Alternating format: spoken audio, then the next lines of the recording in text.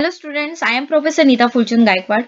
Welcome in our free education channel English Master. Dear students, we have started class 11 Information Technology textbook explanation series. So I have already taught and uploaded part 1 and part 2. This is the part 3 which today we are going to learn. Lesson number 1, Basics of Information Technology. Let's learn the part 3, that is for Arts, Commerce and Science. All faculty students, the same textbook is here. So विद्यार्थ्यांना आपण याचं explanation मराठीमधून पाहणार आहोत. Do like share subscribe our channel, keep supporting. So अगोदर तुम्ही part 1 part 2 check करा, जो डिस्क्रिप्शन मध्ये लिंक दिलेली आहे. You just check part 1 and part 2, then only you can go through the part 3. So जोपर्यंत तुम्ही पार्ट 1 2 लर्न करत नाही, पार्ट 3 तुम्हाला व्यवस्थितपणे समजणार नाही. So let's start. The GNU or Linux file system hierarchy standard. Let's learn what is this. In GNU or Linux, the topmost directory is called the root directory and it is written as slash dot. ठीक आहे. So ही जी directory आहे GNU आणि Linux म्हणजे system hierarchy standard मध्ये topmost जी directory आहे त्याला route directory म्हटलं जातं आणि ती आपण कसं लिहितो, स्लॅश डॉट याप्रमाणे. All directories are stored under the root directory. For example, if the user is ABC, the home directory will be created at /home/abc. Everything in Linux is represented as a file. This includes cameras, storage devices, microphones, network devices, etc. म्हणजे GNU Linux जे file system आहे hierarchy standard, याच्यामध्ये जर route directory आहे, route directory जर तुम्ही या नावाने जर बनवली तर त्याच्यामध्ये सगळा डेटा तुम्हाला एकाच ठिकाणी पाहायला मिळतो. This is a brief summary of the file system. थोडक्यात पाहूयात हे जे चिन्ह आहे त्यांचा अर्थ काय होतो. Slash double dot.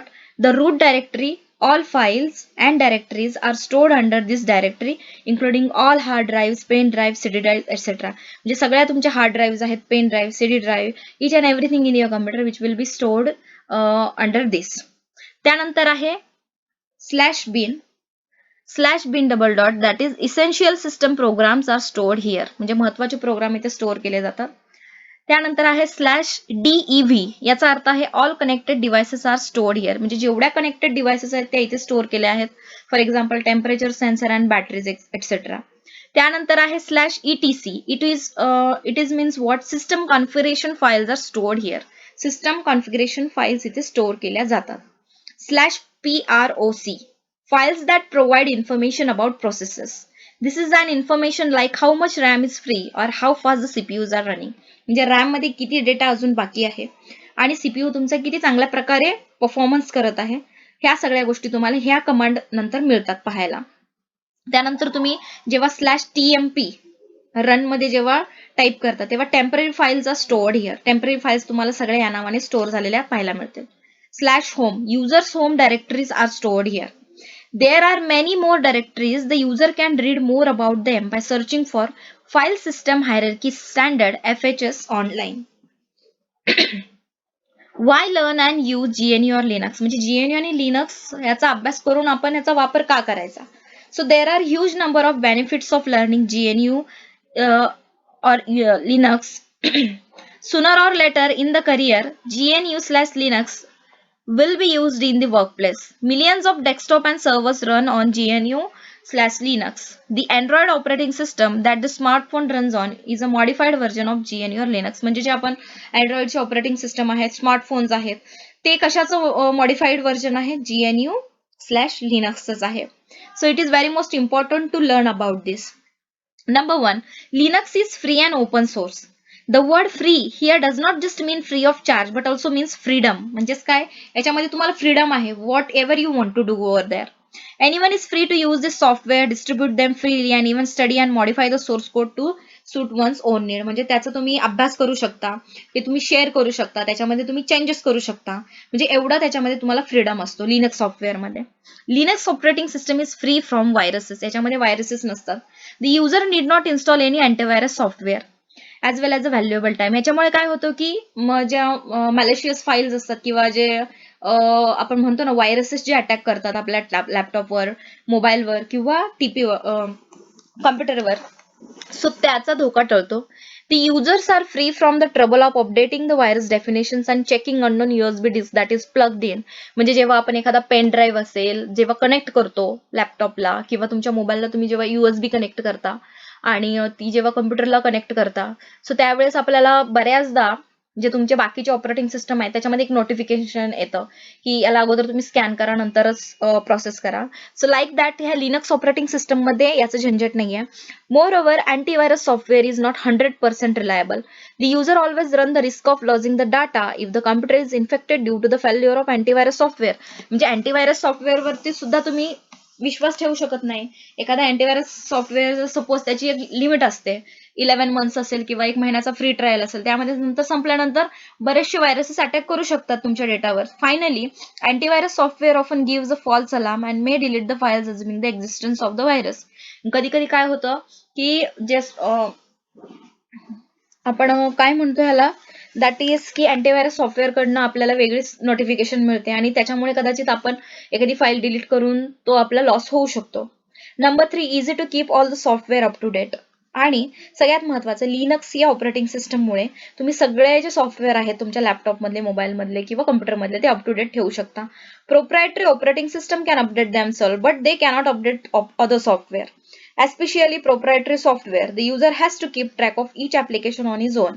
Linux distributions mostly use free software, so it keeps track of all the softwares through repositories. म्हणजेच लिनक्स हे सॉफ्टवेअर असं आहे ऑपरेटिंग सिस्टम की जे सगळ्याच तुमच्या फाईल्स वगैरे किंवा जेवढे सॉफ्टवेअर तुमच्या लॅपटॉप किंवा कॉम्प्युटरमध्ये आहे त्याचा रेकॉर्ड ठेवतं. Repositories is a collection of software for a Linux distribution on the server. The package manager updates the operating system as well as other softwares periodically. त्यानंतर आहे number 4, Linux is flexible and easily customizable. Flexible आणि easily customizable का आहे? The user can change the desktop, the position of the, म्हणजे तुमच्या डेस्कटॉपची position जी आहे ती तुम्ही चेंज करू शकता, स्टेटस बारची पोझिशन चेंज करू शकता, स्टाईल असेल, त्याच्यानंतर फाईल मॅनेजर असेल, icon, theme and lot more, सगळ्या गोष्टी तुम्ही तुमच्या मनाप्रमाणे चेंज करू शकता. Almost everything in Linux is customize, म्हणजे त्याच्यामध्ये कोणत्याही प्रकारचं बंधन नाहीये, त्याच्यामध्ये तुम्ही चेंजेस करू शकता. Number 5, excellent support. There are thousands of forums and millions of people ready to help open source software users. आणि ओपन सोर्स सॉफ्टवेअर युजर्स वाल्यांना बरेचसे लोक हेल्प करण्यासाठी अवेलेबल असतात. फोरम जो असतो त्यांचा, ठीक आहे, there are thousands of forums and millions of people ready to help open source software users. Each distribution has its own community of user and they help each other. प्रत्येकाची एक community असेल त्याच्या through ते त्या लोकांना मदत करतात. Many software companies and developers of free software also offer solution to the problems through community platforms and also through professional channels. म्हणजे ते आपल्याला जर एखादी क्वेरी असेल तर ते सॉर्ट आउट करण्यासाठी त्या कम्युनिटीमध्ये जेवढे लोक इन्व्हॉल्व्ह असतात तर ते तुम्हाला हेल्प करू शकतात. 1.5 कॉम्प्युटर नेटवर्क. सर हा सगळ्यात महत्वाचा पार्ट आहे. 1.5.1 इंट्रोडक्शन पाहूयात. It is a group of interconnected computers और devices to have communication within themselves. A computer network consists of a collection of computers, printers, and other equipment that is connected together so that they can communicate with each other. So, computer network हे फार गरजेचं आहे. 1.5.2 types of network. आता नेटवर्कचे सुद्धा type प्रकार आहेत. There are 3 types of network based on the geographical area they are. म्हणजे जे भौगोलिक स्थान आहे त्याच्यावर नेटवर्कचे प्रकार अवलंबून असतात. एक आहे LAN, local area network, man, metropolitan area network आणि वॅन, त्याला आपण असं म्हणू शकतो की वाईड एरिया नेटवर्क. तर याच्या कॉन्सेप्ट मी तुम्हाला एक्सप्लेन करेल. The entire use of these types depends upon the geographical area they cover. म्हणजे जे भौगोलिक परिस्थितीचं जे स्थान आहे त्याच्यावर अवलंबून असतं या नेटवर्कचं connection. LAN covers the smallest area, म्हणजे छोट्या शहरासाठी, छोट्या गावासाठी लॅनची गरज असते. MAN covers an area larger than LAN, म्हणजेच मेट्रोपॉलिटन एरिया, मोठी शहरं, मोठी गावं यांना कनेक्टेड करण्यासाठी मॅनची गरज असते. अँड वॅन comprises the largest of all, आणि वर्ल्ड वाईड वॅनचा उपयोग होतो. तर सगळ्यात पाहूया आपण local area network, LAN. Look at this, हा एक मेन सर्व्हर आहे आणि याच्या थ्रू जे बाकीचे कम्प्युटर्स आहेत, ठीक आहे, या नेटवर्कमध्ये कनेक्टेड आहेत. सो आपण याला काय म्हणूया, लोकल एरिया नेटवर्क. तर याचे जे फीचर्स आहेत, that is LAN cover smaller geographical area, size is limited to a few kilometres and are privately owned. म्हणजे तुमच्या घरामध्ये सपोज की बऱ्याच जणांचे लॅपटॉप्स आहेत, म्हणजे सपोज तुमच्या घरामध्ये 1-2 लॅपटॉप असतील, एखादा कॉम्प्युटर असेल किंवा सगळ्यांचे मोबाईल असतील आणि त्याला नेटवर्क आहे. तर नेटवर्कचा वापर तर सगळ्यांना माहिती आहे, त्याच्याशिवाय तुम्ही इंटरनेट ऍक्सेस करू शकत नाही. सो जे घरात तुम्ही वापरता त्याला म्हटलं जातं की LAN. Uses area is limited to area such as an office building, home, hospital, school etcetera. म्हणजे प्रायव्हेट यूज याचा जास्त असतो. It covers a short distance, कमी अंतरामध्ये हा कव्हर होतो. And so the error and noise are minimise. So याच्यामध्ये जे प्रॉब्लेम्स असतात ते कमी येतात. LAN is easy to setup आणि याचा सेटअप करणं सुद्धा फार सोपं आहे. Data transmits at a very fast rate as the number of computers link are limited. आणि याला जे नंबर ऑफ कम्प्युटर लिंक असतात त्यांची सुद्धा काही लिमिट असते. It is a less expensive hardware and maintenance cost is also low. हे जे हार्डवेअर आहे ते लेस एक्सपेन्सिव्ह आहे आणि याच्यासाठी जास्त खर्चही येत नाही. आता आपण पाहूयात की metropolitan area network. What is metropolitan area network? Look at here in this picture. ही पूर्ण ऑफिस आहेत किंवा या बिल्डिंग्स आहेत, त्यानंतर रेसिडेन्शियल एरियाज असतील, हे घरं असतील, युनिव्हर्सिटी कॅम्पस असेल, गव्हर्नमेंटच्या बिल्डिंग्स असतील. सो सगळ्यांसाठी हा एक मेट्रोपॉलिटन मॅनचा जो नेटवर्क ऍक्सेस आहे. What is it? So MAN is larger area than that of a LAN and smaller area as compared to WAN. म्हणजेच LAN पेक्षा मोठा आणि WAN पेक्षा छोटा जो कोणता नेटवर्क आहे that we call metropolitan area network. It is larger than LAN and smaller than WAN.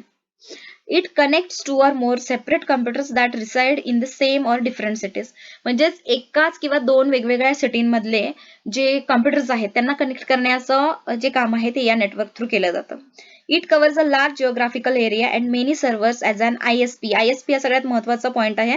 Internet service provider. Okay, internet service provider through आपल्याला मेट्रोपॉलिटन एरिया नेटवर्क मिळतं on that specific geographical location. It is hard to design and maintain a metropolitan. आणि याला design करणं आणि maintain करणं खूप कठीण काम आहे. Examples of MAN are the part of the telephone company network that can provide a high speed line to the customers and the cable TV network in a city. म्हणजे जे आपले सपोज एअरटेल आहे, idea, Vodafone, त्याच्यानंतर BSNL आहे, MTNL आहे. म्हणजे लँडलाईनचे जे आपल्या मोबाईलला जे नेटवर्क येतं किंवा आपल्या लॅपटॉप पीसीला जे नेटवर्क आपल्याला कनेक्टेड हवं असतं. सो त्याच्यासाठी जे म्हणजे याचा वापर मोस्ट कशामध्ये केला जातो? मॅनचा वापर हा टेलिफोन कंपनी नेटवर्कच याचा वापर करते. ठीक आहे. नेक्स्ट पाहूया wide area network. What is WAN? Wide area network म्हणजेच बघा, so throughout each and everywhere. Wide area network is a computer network that extends over a large geographical area. म्हणजे खूप मोठ्या प्रमाणामध्ये area cover होतो. It might be confined with the bounds of a state or country. याला राज्याची किंवा देशाची कुठली सीमा नसते. A WAN could be a connection of LAN connecting to other LANs via telephone lines and radio waves. म्हणजेच telephone lines आणि radio waves म्हणजे लॅनचं जे कनेक्शन आहे ते कशा थ्रू केलं जातं? WAN थ्रू केलं जातं. म्हणजेच तुम्ही भारतातून अमेरिकेत फोन करू शकता, तुम्ही भारतातून लंडनमध्ये फोन करू शकता. तर याच्यामध्ये जे नेटवर्क यूज केलं that's we called wide area network WAN. The technology is high speed and relatively expensive. ही टेक्नॉलॉजी एक्सपेन्सिव्ह आहे आणि हाय स्पीड आहे. बरोबर, म्हणजेच तुम्ही जेव्हा इंटरनॅशनल कॉल करता तुमच्या मोबाईलवरून त्याला वेगळे चार्जेस पडतात, ते कॉस्टली जातं. व्हाय? बिकॉज ही टेक्नॉलॉजी हाय स्पीड आहे आणि एक्सपेन्सिव्ह आहे. A communication medium use for WAN is telephone network or satellite link. Telephone network आणि सॅटेलाइट लिंकमध्ये तुम्हाला वाईड एरिया नेटवर्कचं जे आहे नेटवर्क ते पाहायला मिळेल. Due to long distance transmission the noise and error tends to be more in WAN. आणि कसं असतं याच्यामध्ये डिस्टन्स जास्त असल्यामुळे बऱ्याचदा आपण म्हणतो ना की रेंज जाते किंवा बोलता बोलता कॉल कट होतो, खरखर आवाज येतो. ऑल दिस थिंग्स याच्यामध्ये होतात. आता आपण पाहूया 1.6 नेटवर्क कॉन्फिगरेशन. नेटवर्कचं कॉन्फिगरेशन कसं केलं जातं? Network architecture is the design of a computer network. Network architecture म्हणजे कम्प्युटरचं नेटवर्कचं जे डिझाईन आहे. It is a framework for the specification of a network physical components and their functional organisation and configuration. Look at here. ठीक आहे. So two of the most widely used types of network architecture are peer-to-peer and client or server. तर आता आपण इथे काय पाहणार आहोत? peer to peer म्हणजे या कम्प्युटरने या कम्प्युटरला.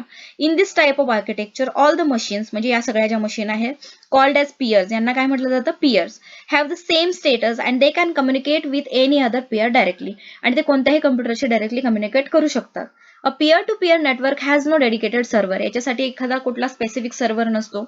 Its implementation are meant for small networks. So it create a network to share files through Bluetooth or share it. म्हणजे Bluetooth share it चा वापर करून फाईल शेअर करू शकतो आपण. The mobile device forms peer to peer network for transfer of files. आणि mobile devices मध्ये तुम्हाला कोणतं नेटवर्क पाहायला मिळतं? That is peer to peer network. Okay. Let's check client server architecture. What is client server architecture? इथे हा main server आहे आणि या सर्व्हर थ्रू हे जे क्लायंट पीसी आहे ते कनेक्टेड आहेत. So this type of architecture is most suitable for larger network. म्हणजे मोठ्या प्रमाणात जर नेटवर्क आहे त्याच्यासाठी क्लायंट सर्व्हर आर्किटेक्चर हे गरजेचं आहे. So there are 2 types of machines in network, client and server. So याच्यामध्ये 2 मशीन यूज करतात, एक म्हणजे सर्व्हर आहे आणि दुसरा म्हणजे क्लायंट आहे. What is client? A computer which is seeking any resource from another computer is a client computer. म्हणजे या कॉम्प्युटरला दुसऱ्या कॉम्प्युटरकडून जर काही नेटवर्कची गरज असेल किंवा काही इन्फॉर्मेशन हवी असेल तर त्याला आपण म्हणतो client computer. For example, downloading an image file from a website, browsing internet और internet etcetera. The network user normally uses a client computer to perform his day-to-day network. म्हणजे मोठमोठ्या ऑफिसेसमध्ये किंवा IT इंडस्ट्रीजमध्ये या नेटवर्कचा वापर केला जातो. सर्व्हर म्हणजे काय? If a computer has a resource which is served to another computer, it is a server computer. The client establishes a connection to a server and accesses the services installed on the server. A server is not meant for a network user to browse in internet or do spreadsheet work. For example, multimedia, file storage server, web server etcetera. म्हणजेच काय, मोठमोठ्या ज्या IT companies आहेत तिथे काय असतो की main servers असतात आणि त्या सर्व्हर थ्रू बाकीचे PC कनेक्टेड असतात. आणि जे वर्क फ्रॉम होम जे आता बरेचसे एम्प्लॉई करत आहेत, सो त्यांच्या लॅपटॉपमध्ये, त्यांच्या कम्प्युटरमध्ये त्यांच्या सर्व्हरला कंपनीच्या जोपर्यंत ते कनेक्ट होत नाहीत, एक स्पेसिफिक फंक्शन असतो, तोपर्यंत ते त्यांच्या कंपनीच्या ज्या सॉफ्टवेअर आहे त्याच्यामध्ये काम करू शकत नाही. सो त्यांच्या कंपनीचं जे सर्व्हर आहे, सो त्याच्या थ्रू ते क्लायंट PC कनेक्टेड असतं, यालाच म्हणतात क्लायंट सर्व्हर आर्किटेक्चर. आता पाहूयात व्हॉट इज इंटरनेट. सगळ्यांनाच माहिती आहे. इथे पहा, मी काही व्हेरियस इमेजेस घेतले आहेत. गुगल आहे, क्रोम आहे, इंटरनेट एक्सप्लोरर आहे. ठीक आहे, मॉझिला फायरफॉक्स आहे. Internet means connecting computer to any other computer anywhere in the world. म्हणजे कोणताही कम्प्युटर कुठल्याही क्षणी नेटवर्कशी कनेक्ट करण्यासाठी इंटरनेटचा वापर पूर्ण जगामध्ये कुठेही करणं म्हणजेच internet. Internet is the highway of information. आणि इंटरनेट हा इन्फॉर्मेशनचा हायवे असं म्हटलं जातं. The internet has one very simple job. त्याचा एक महत्वाचा जॉब आहे, to move computerise information known as data from one place to another. जी माहिती आहे, जो इन्फॉर्मेशन आहे कम्प्युटरमध्ये, एका ठिकाणाहून दुसऱ्या ठिकाणी, म्हणजे मेल पाठवणे किंवा आपण म्हणतो ना की व्हिडिओ कॉल करणे किंवा आपण ऑनलाईन युट्यूबवर जे व्हिडिओज वगैरे बघतो, सो हे काम कशामुळे होतं? इंटरनेटमुळे होतं. The internet is generally define as a global network connecting millions of computers. लाखो करोडो कम्प्युटर याने कनेक्टेड आहेत. The internet is a massive network of networks and networking infrastructure. With the help of the internet, one can easily be in touch with anyone in the whole world by sending electronic mail, by chatting. म्हणजेच तुम्ही online Facebook असेल, त्यानंतर WhatsApp असेल, त्यानंतर तुम्ही zoom through lectures attend करत असाल आता, ओके, लाईव्ह सेशन्स, किंवा युट्यूबवर लाईव्ह सेशन्स अटेंड करत असाल. So it's because of what? The use of internet only. Travel bookings can be made very easily. One can order books or buy anything online. Flipkart असेल, Amazon असेल, याच्या through तुम्ही आता जो sale चालू आहे म्हणजे ते ऑर्डर करणं, घर बसल्या तुम्ही प्रत्येक गोष्ट मागवू शकता बिकॉज ऑफ व्हॉट? इंटरनेटचा वापर केल्यामुळे. देन फूड ऑर्डर करणं आहे, रेस्टॉरंटमधून झोमॅटो असेल. नंतर there are various kind of apps आहेत, स्विगी आहे, बरेचसे. पण याचा वापर तुम्ही केव्हा करू शकता? जेव्हा तुमच्या मोबाईलमध्ये इंटरनेट चालू असेल, डेटा असेल तेव्हाच. In simple terms, it can be said that internet provides a very strong connection or network between computers globally, bringing people and their work close to each other. जे लोकांना जोडण्याचं काम इंटरनेटने केलेलं आहे. History of internet. आता इंटरनेटचा थोडा इतिहास बघूयात. The first workable prototype of the internet came in the late 1960s with the creation of ARPANET or the Advanced Research Project Agency Network. याचा लॉंग फॉर्म काय आहे? Advanced Research Project Agency Network, that is ARPANET, which comes in 1960s. Originally founded by the US Department of Defense, ARPANET used packet switching to allow multiple computers to communicate on a single network. म्हणजे ARPANETच्या साहाय्याने त्यांनी US मध्ये जे defence department आहे तिथे त्यांनी वापर करून मल्टिपल कम्प्युटर्सला एका सिंगल नेटवर्कद्वारे कम्युनिकेशन त्यांनी करून आणलं होतं.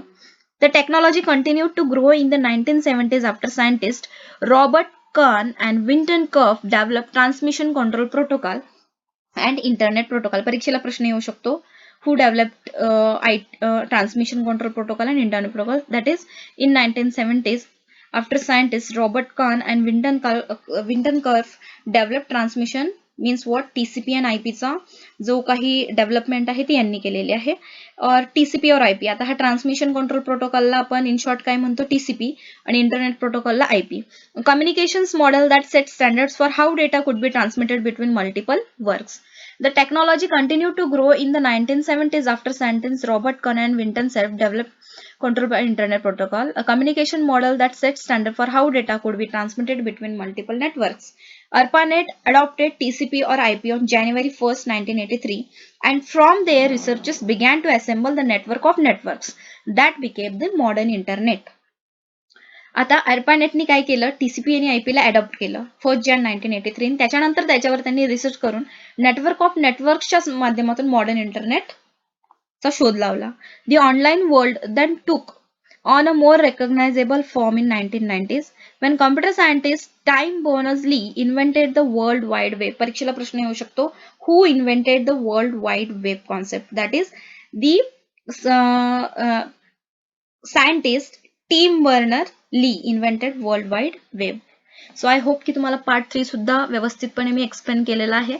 कमेंट्स थ्रू जे तुम्हा सर्वांचं प्रेम आमच्या चॅनलला मिळत आहे त्यासाठी खूप खूप धन्यवाद. I really appreciate your love and support to our English master channel.